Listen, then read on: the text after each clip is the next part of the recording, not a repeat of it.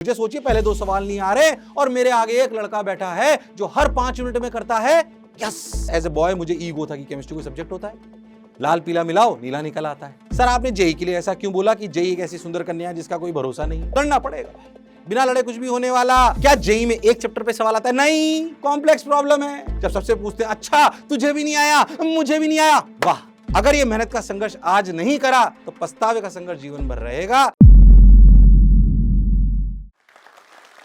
नमस्कार, मैं आपका अपना नितिन विजय। मैं ग्रेजुएटेड हूँ आईआईटी बीएचयू से। आईआईटी मैंने क्लियर करी 2003 में, वहाँ से पास करा 2007 में, पर पढ़ाने का कार्य 2003 से ही शुरू कर दिया। और मोशन एजुकेशन, जिसका मैं फाउंडर और सीईओ भी हूँ, आज हम हजारों की संख्या में जेई और नीट के बच्चों को पढ़ा रहे हैं। बहुत प्रेम उनका हमें मिल रहा है, उसको भी मैं नतमस्तक होकर स्वीकार करता हूँ। पर आज इस मंच से मैं अपनी कुछ जेई की प्रिपरेशन की कहानी आपको सुनाता हूँ और अपने अनुभव आपको बताता हूँ। जेई एक ऐसी सुंदर कन्या है जिसका कोई भरोसा नहीं है। आज मैं आप लोगों को ऐसी बात बताने वाला हूँ। मेरे को जब यहाँ पे आया स्टूडियो में तो यहाँ बोला गया कि सर आपको ऐसी कहानी बतानी है जो आज तक आपने कभी नहीं सुनाई हो। पहले तो मैं थोड़ा हिचका, पर फिर मैं सोचा बता देते हैं। तो आपको आज ऐसी सुंदर कन्याओं की कहानियां सुनाने वाला हूं, खुद से जुड़ी हुई, जो सीख भी देंगी। और जैसा कि मैं हमेशा कहता हूं कि हमें ठोकर खा के सीखना चाहिए, पर हम जीवन की सारी ठोकर नहीं खा सकते। हमें दूसरों की ठोकर से सीखना चाहिए। तो जो मैंने ठोकर खाई वो आप जरूर उससे कुछ ना कुछ सीखेंगे। तो बात है जब मैं 12वीं कक्षा में था। मध्यम वर्गीय परिवार से आता हूँ। मेरी फीस 36,000 रुपये जमा हुई और मुझे आज भी याद है कि जब वो 36,000 रुपये फीस जमा हुई तो किसी कारणवश उसकी सेकंड इंस्टॉलमेंट फादर टाइम पे जमा नहीं करा पा रहे थे। तो मैं कोचिंग पे गया, उनसे बोला कि मेरी फीस थोड़ी डिले हो जाएगी, पर उन्होंने मना कर दिया। तो मेरे फादर 2 रुपये सैकड़े पे, यानी कि 2% के इंटरेस्ट पर मंथ पे ब्याज पे पैसा लेके आए और मेरी फीस जमा करी। मैं बहुत पढ़ा, क्योंकि ऐसा हुआ सेकंड इंस्टॉलमेंट जमा हुई तो मैं बहुत पढ़ा जेई के लिए और पढ़ता रहा। पर इस बात को निकले 8 महीने हो गए, 9 महीने हो गए। पेरेंट्स भी मुझे सुन रहे हैं, उनसे भी अनुरोध है कि बच्चे को रेगुलर मोटिवेशन की आवश्यकता रहती है, उसे रेगुलर मॉनिटरिंग की आवश्यकता रहती है। तो 8-9 महीने निकले और हमारे स्कूल में फेयरवेल आया। फेयरवेल आप समझते होंगे, जब 12वीं के बच्चे बाहर निकलते हैं तो फेयरवेल दिया जाता है। तो फेयरवेल जब आया तो मेरे को लगा इसमें मेरे को भी पार्टिसिपेट करना चाहिए। उसमें बहुत सारी सुंदर कन्याएं भी पार्टिसिपेट करने लगी। बहुत ज़्यादा डिटेल में तो नहीं जाऊँगा, पर थोड़ी सी मेरा रास्ता भटक गया। पर मेरे पिताजी ने मुझे भांप लिया कि मैं थोड़ा सा रास्ता भटक गया हूँ। तो पर इसमें कुछ समय निकल गया, महीने 1.5 महीने निकल गए उसकी प्रणाली में, उसके कार्य में। तो उन्होंने मेरे कंधे पे हाथ रखा और बोला, बेटा कि अपने पास ज्ञान की ताकत के अलावा और कुछ नहीं है, कि मैं अपने जीवन की जो पूरी कमाई है वो भी लगा दूंगा, तब भी तू अपने सपनों को पूरा नहीं कर पाएगा, पर ज्ञान तुझे तेरे सपने पूरे करा सकता है। मुझे बात वो आज तक भी याद है। और उसके बाद में वापस पढ़ाई में लग गया, क्योंकि कुछ समय मैंने खराब करा था, जो मैं आपको कह रहा हूँ कि आपको नहीं करना है। इस वजह से मेरी 12th के साथ 6,000 रैंक आई। उसके बाद फिर मैंने एक साल ड्रॉप लिया और उसके बाद 3,217 रैंक आई। मैं कई बार बता चुका हूँ कि ये 3,217 रैंक पीछे आने का कारण सबसे बड़ा है केमिस्ट्री। क्या है? केमिस्ट्री। मेरे को केमिस्ट्री एज ए बॉय मुझे ईगो था कि केमिस्ट्री कोई सब्जेक्ट होता है, लाल पीला मिलाओ नीला निकल आता है। मुझे ऐसा सब्जेक्ट समझ ही नहीं आता था। पर क्या ये मेरी गलती थी? हाँ, ये मेरी गलती थी कि आपको हर सब्जेक्ट से प्रेम करना होगा अगर आप कॉम्पिटिटिव एग्जामिनेशन की तैयारी करते हैं।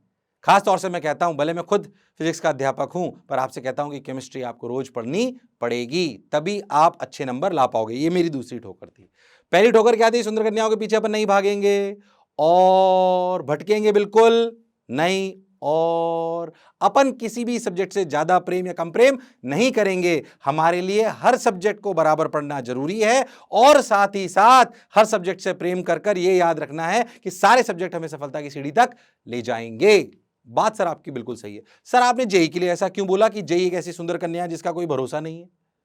बिल्कुल सही बात है। जेई क्यों ऐसा है? क्योंकि JEE one of the most toughest examination in the world है। ये हम सब लोग जानते हैं। इसका पैटर्न ये कभी भी बदल देते हैं, इसकी वैरायटी ये कभी भी बदल देते हैं, इसके पैटर्न्स में बहुत सारे बदलाव ये लगातार ले आते हैं। कभी मल्टीपल करेक्ट, कभी सिंगल करेक्ट, कभी असर्शन रीजन, कभी मैच द कॉलम, कभी सिंगल करेक्ट में भी बदलाव कर दिया, कभी मैच द कॉलम की भी वैरायटी बदल दी, कभी न्यूमेरिकल टाइप, कभी इंटीजर टाइप। कितनी वैरायटी लाते हैं और हर 2 साल में, साल भर में पैटर्न चेंज करते रहते हैं। क्यों ऐसा ये करते हैं?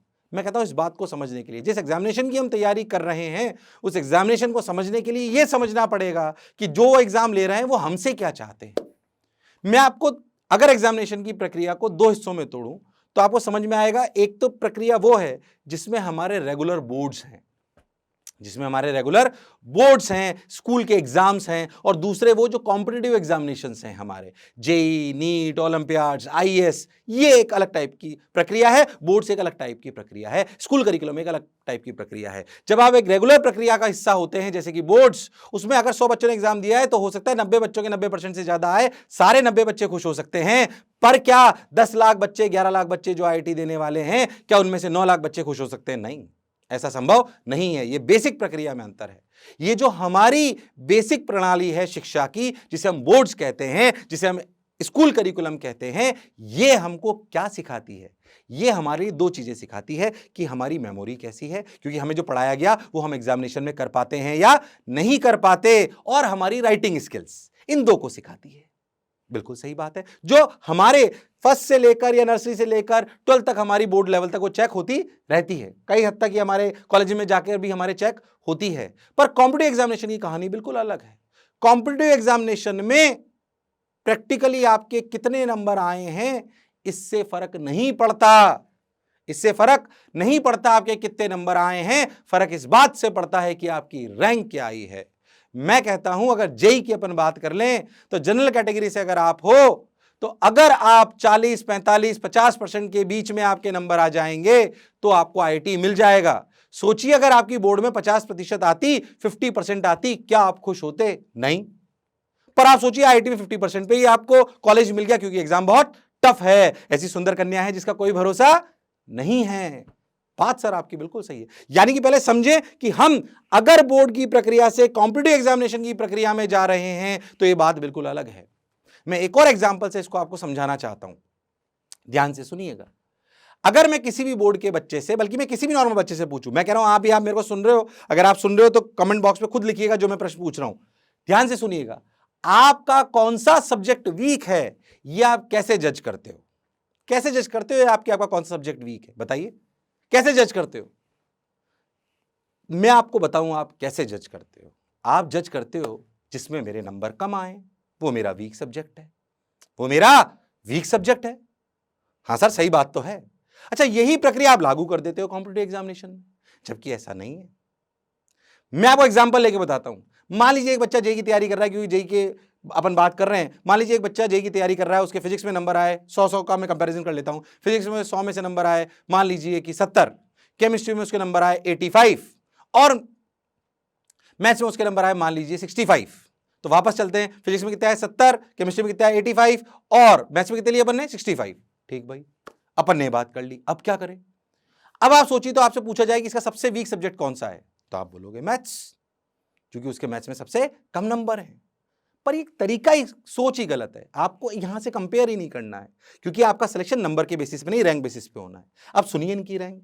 मान लीजिए उसकी फिजिक्स में 1000 बच्चे थे, 1000 बच्चे में उसके नंबर थे 70, और उसकी फिजिक्स में रैंक आई मान लीजिए 180। कितनी आई? 180। केमिस्ट्री में उसके नंबर थे 85 और उसकी रैंक आई 280। कितनी आई? 280। और मैथ्स में उसकी रैंक आई 150।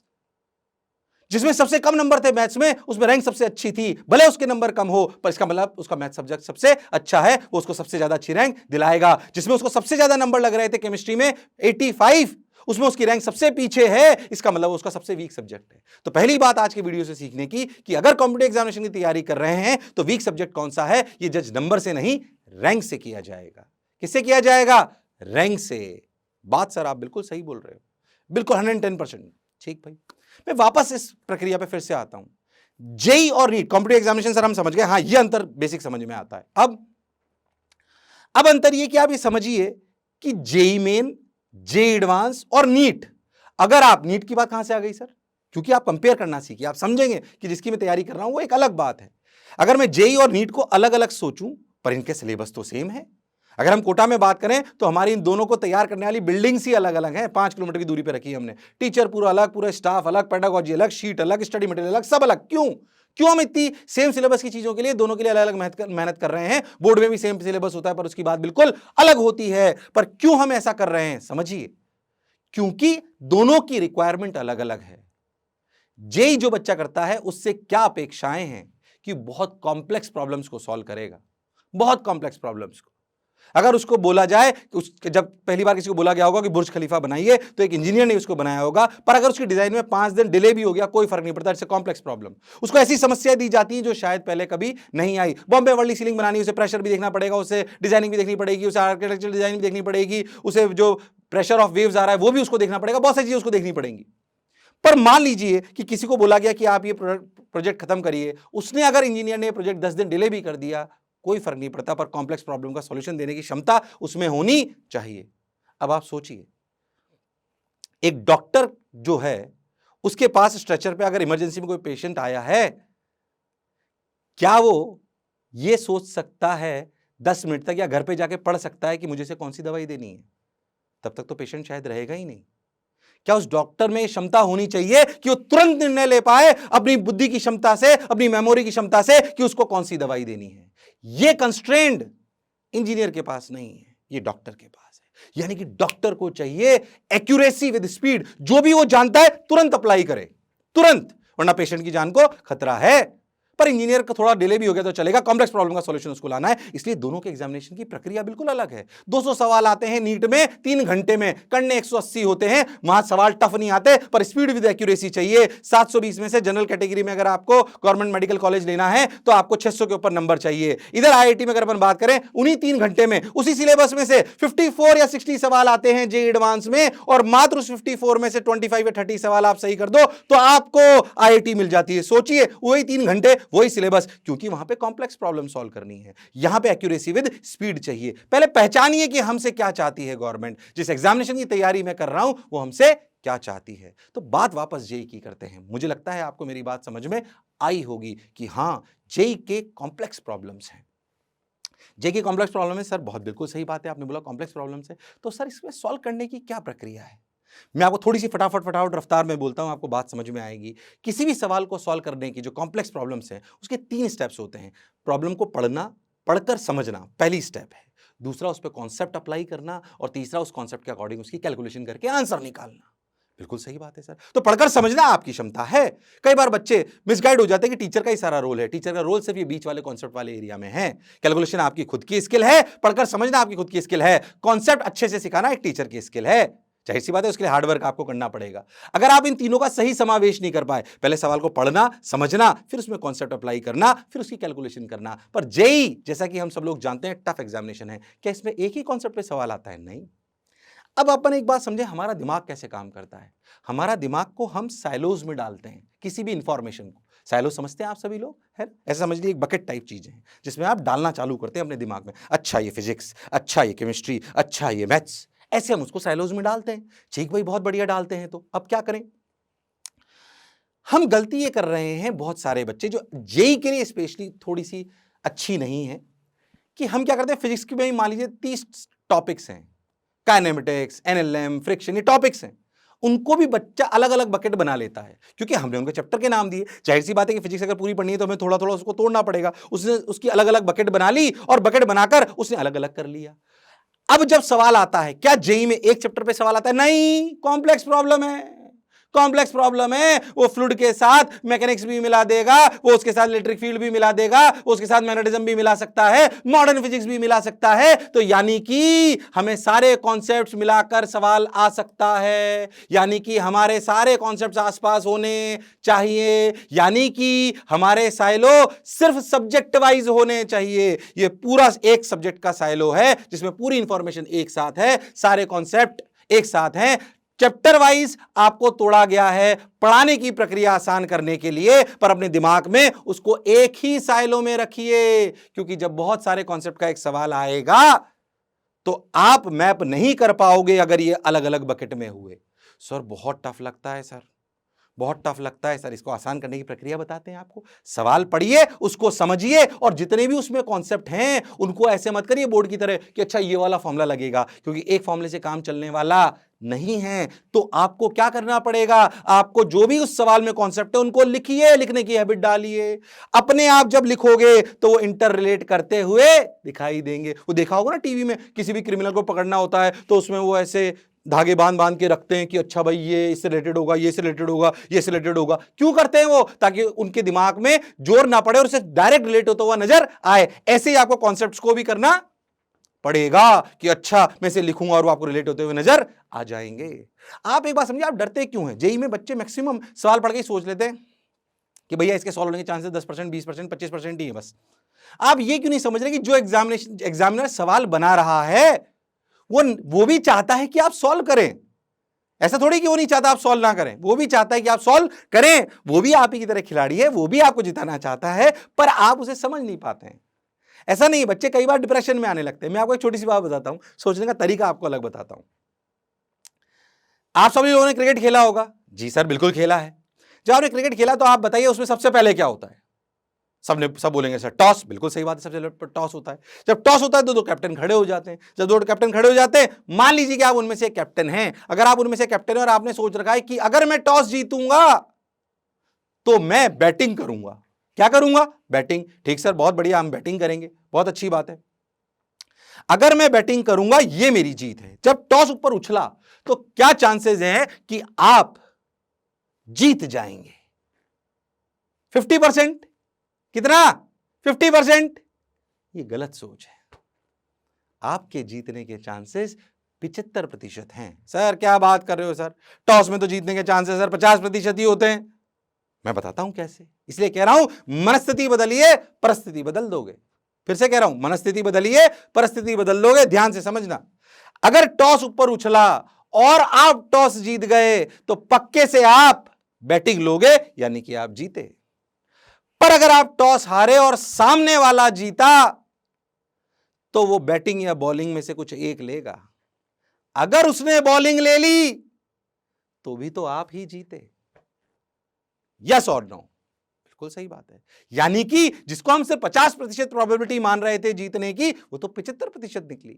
मेरा सिर्फ इस एग्जांपल से यह कहना है कि कई बार हम सोचते हैं कि हमारी जीतने की आशंका कम है। अरे पर दुनिया भी चाहती है, ईश्वर भी चाहता है कि हम जीतें। ऐसे एग्जामिनर भी चाहता है कि आप सवाल पूरा करें। कोई सवाल ऐसा नहीं आएगा जो आप कर नहीं सकते हैं। सिर्फ उसके साथ जूझना पड़ेगा, उसके साथ लड़ना पड़ेगा। कि कोई लक्ष्य मनुष्य के साहस से बड़ा नहीं, कि कोई लक्ष्य मनुष्य के साहस से बड़ा नहीं, और हारा वही जो लड़ा नहीं, हारा वही जो लड़ा नहीं। तो लड़ना पड़ेगा भाई, बिना लड़े कुछ भी होने वाला नहीं। अच्छा, एग्जामिनेशन की बात मैं आपको बताता हूं। मेन बात है भाई, सर सवाल भी करना सीख गए। बहुत सारे बच्चों को एग्जामिनेशन में डर लगता है, मुझे भी बहुत डर लगा करता है। फटाफट से मेरी कहानी सुनाता हूं, आपके काम की बात होगी। जैसे कि पहले ही बोला कि केमिस्ट्री से मुझे डर लगा करता था। फटाफट से मैं आपको अपनी कहानी सुनाता हूं। ध्यान समझिएगा कि जब मैं आईआईटी की तैयारी कर रहा था तो बंसल सर, आप सभी लोग जानते होंगे, रूबरू जरूर हुए होंगे या उनके बारे में आपने सुना होगा। तो वो मेरे गुरु रहे, उन्होंने मुझे मैथ्स पढ़ाई, बहुत बढ़िया उन्होंने मैथ्स पढ़ाई। सबसे पहला उन्होंने चैप्टर पढ़ाया कॉम्प्लेक्स नंबर उन्होंने पढ़ाया। सबसे पहला चैप्टर उन्होंने कॉम्प्लेक्स नंबर पढ़ाया तो मुझे वो बहुत अच्छे से समझ भी आया। पर मैंने एक गलती करी एज ए स्टूडेंट कि मैंने उसके कोई नोट्स नहीं बनाए। उसके जो भी सवाल दिए गए उनको मैंने कहीं पे भी लिखा नहीं। चैप्टर बहुत अच्छे समझ में आया, पर बिल्कुल पहला चैप्टर था। तो मैं उसे 8 महीने बाद जब एग्जामिनेशन आया, रिवीजन का टाइम आया, तो मैं उसे भूल गया।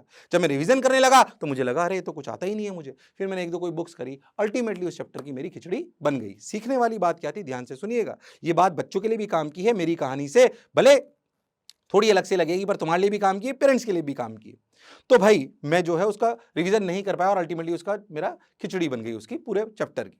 अब मेरा एग्जामिनेशन का दिन आया। जेईई में एग्जामिनेशन में 2-2 घंटे के 3 पेपर हुआ करते थे हमारे टाइम पे। 2 घंटे सुबह, फिर 2 घंटे दिन में, फिर 2 घंटे शाम को। सबसे पहला पेपर आया मैथ्स का। किसका आया? मैथ्स का।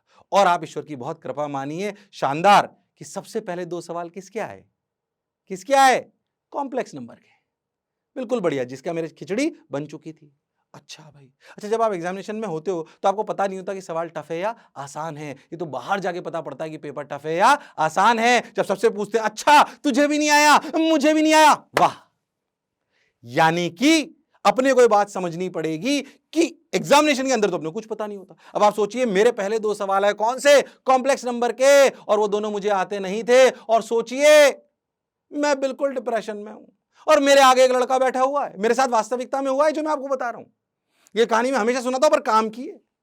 तो भाई मेरे आगे एक लड़का बैठा, मुझे सोचिए पहले 2 सवाल नहीं आ रहे और मेरे आगे एक लड़का बैठा है जो हर 5 मिनट में करता है यस। जब वो हर 5 मिनट में करता है यस, तो विश्वास मानो, और मुझे दोनों सवाल नहीं आ रहे। मेरे प्राण निकल गए, क्योंकि आपको तो दोनों सवाल आ ही नहीं रहे। और वो कर रहा है यस यस। अब मैं क्या सोच रहा हूं कि अब मैं बीएससी कर लूंगा, एमएससी कर लूंगा, पर ये पेरेंट्स की बात है। अब जो काम किए, मैं इससे बाहर कैसे आया इस सिचुएशन से? जब मैं अपने एग्जामिनेशन हॉल में घुस रहा था तो मेरे फादर ने मेरे कंधे पे हाथ रखा और बोला कि तू चिंता मत कर, तूने बहुत मेहनत करी है, कोई फर्क नहीं पड़ता एग्जाम कैसा जाएगा, तू अपना बेस्ट दे के आना, घबराना मत, बस इतना ध्यान रखना। ये जो लास्ट मिनट मोटिवेशन था जो रिक्वायर्ड होता है पेरेंट्स के लिए भी, मैं आपको कहना चाह रहा हूं, पूरे साल के अलावा जब आप एग्जामिनेशन बच्चे को दिलाने ले जाएंगे तो ये मोटिवेशन बहुत इंपॉर्टेंट है। तो वो लाइंस मुझे याद आई कि घबराना मत, और वो लाइंस याद आते ही मैंने अपने आप को संभाला और रियलिटी में एग्जामिनेशन देना चालू करा। मैं सेलेक्ट भी हुआ, जाहिर सी बात है, 3217 रैंक मेरी जेईई में आई। केमिस्ट्री वैसे पीछे आई है, मैं आपको पहले बता चुका हूं। फिर मैंने देखा भी सही कि जो आगे हर 5 मिनट में कर रहा था, यस अगर मेरी 3217 आई है तो उस भाई की तो 300 आई होगी। जब मैंने उसका रिजल्ट देखा, क्योंकि पहले रोल नंबर से रिजल्ट खुल जाता था, तो उसका सिलेक्शन नहीं हुआ। तो ऐसे यस यस करने वालों से डरने की जरूरत नहीं है। अगर जेईई से सही में प्रेम करोगे, सोचकर प्रेम करोगे, तो आपका सिलेक्शन कोई भी रोक नहीं सकता। बात सर आपकी बिल्कुल सही। मैं एक और बात आप लोगों को इसी के समक्ष जोड़ना चाहता हूं कि प्रैक्टिकली आप लोगों में 3 टाइप की मिस्टेक्स होती है। कितने टाइप की? 3 टाइप की। मैं कहता हूं जीतता वही है जो खुद की कमियां पहचान पाता है। जनरली बच्चे उन पेपर्स, जो भी टेस्ट पेपर्स होते हैं, उनसे भाग जाते हैं जिनमें उनके नंबर कम आते हैं। आप खुद से पूछिएगा आज तक आपने कौन सा पेपर सजा के रखे हैं जिनके नंबर ज्यादा आए थे कि कम आए थे? जिसमें 100 में से 100 आए होंगे पेपर सजा रखा होगा, जिसमें 100 में से सबसे कम नंबर आए होंगे उसे फाड़ दिया होगा या उसे जला दिया होगा। आपको सबसे ज्यादा सुधारने वाला काम अगर कोई पेपर कर सकता था तो वो पेपर था जिसमें सबसे कम नंबर आए। उसे सजा के रखिए अपनी टेबल पे, वो आपको सबसे ज्यादा सिखाएगा। असलियत में वही आदमी जीतता है जो खुद की कमी पहचानता है। जो खुद की कमी पहचानता है, तो बात याद रखनी है कि खुद की कमी पहचाननी है। अच्छा, हमारी कमियां किस प्रकार की होती है जो हमारे एग्जामिनेशन के लिए इंपॉर्टेंट है? हमारी कमियां होती हैं मेनली 3 टाइप की। One is the academic mistakes, यानी कि एकेडमिक वीकनेसेस। एकेडमिक वीकनेस कैसे? अच्छा मुझे रोटेशन की प्योर रोलिंग नहीं आती है, ये एकेडमिक वीकनेस है। अच्छा मुझे हाइब्रिडाइजेशन नहीं आता है, ठीक है भाई। अच्छा मुझे क्वाड्रेटिक इक्वेशन में मुझे सम ऑफ रूट्स नहीं आता, ये मेरी एकेडमिक वीकनेस है। ये आप ढूंढ सकते हो एक्सेल शीट में बना के, ये आता है ये नहीं आता, डन। दूसरी होती है स्किल वाइज।